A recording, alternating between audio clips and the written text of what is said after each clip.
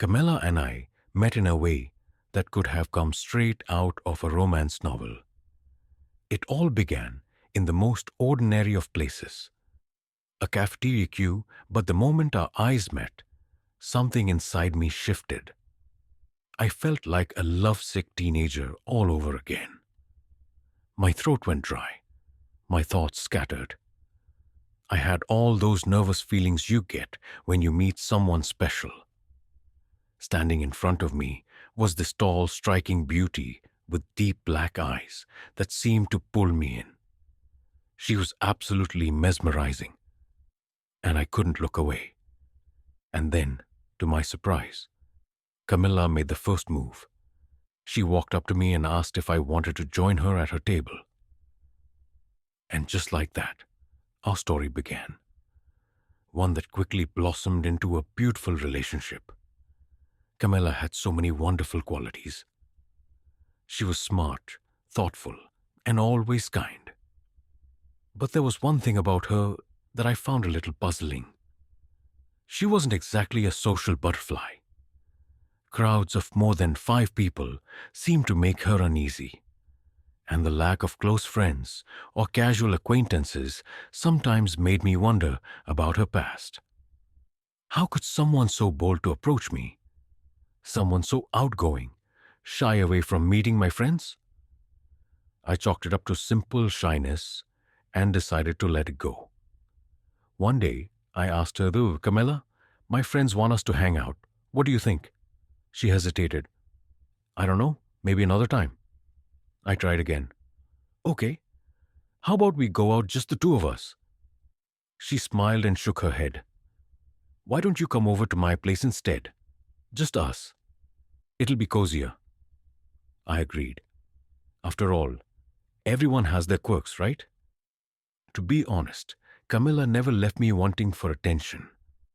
She showered me with love, endless calls, sweet text messages, video chats, and unforgettable moments whenever we were together.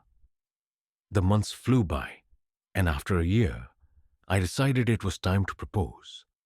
To my happiness, she said yes. We were officially married. But there was one thing that always made me wonder. Whenever I brought up the idea of moving in together, her response was always the same. Oh, sweetheart, what's the rush? Things are perfect the way they are. She wasn't wrong. Life was good. What more could I ask for?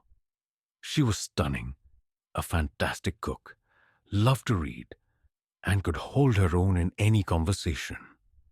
She wasn't interested in wild nights out or gossiping with girlfriends. Wasn't that every guy's dream? They say happiness thrives in quiet moments. But I realized I was a little less quiet than she was. I couldn't help but brag about her to everyone. Friends, family, co-workers. I had struck gold, and I wanted the world to know. Naturally, everyone was dying to meet her, but Camilla wasn't exactly eager to join in. For her, our little world was enough. Who was I to argue with that?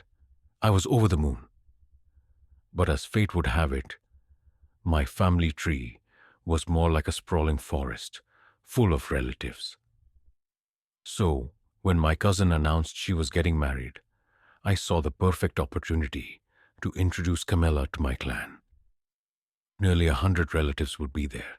Parents, aunts, uncles, the whole lot. What could be better, right? I started preparing Camilla a whole month in advance, laying the groundwork like a seasoned negotiator. At first, she refused loudly, might I add?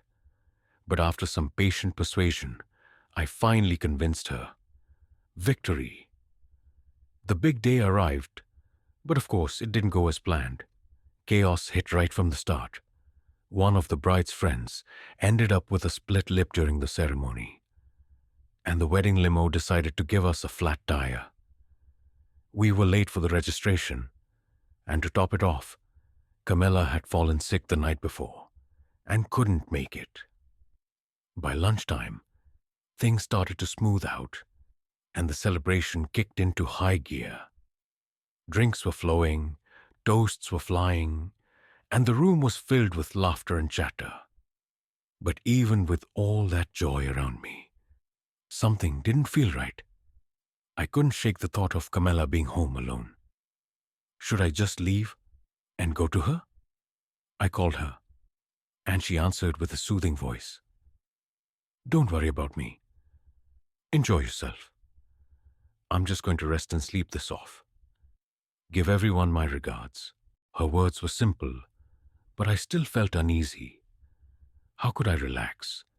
But since I had nothing else to do, I returned to the party. The drinks and tequila had no problem reminding me of my surroundings. I was soon laughing, participating in contests, and chatting with relatives. During a smoke break, I ran into one of the groom's friends, Ethan, a guy with an endless appetite for fun. As the night went on, half of the room was filled with my relatives, asking endless questions about Camilla, while the other half was filled with Ethan playing the role of the knight in shining armor, helping a drunk girl who could barely stand.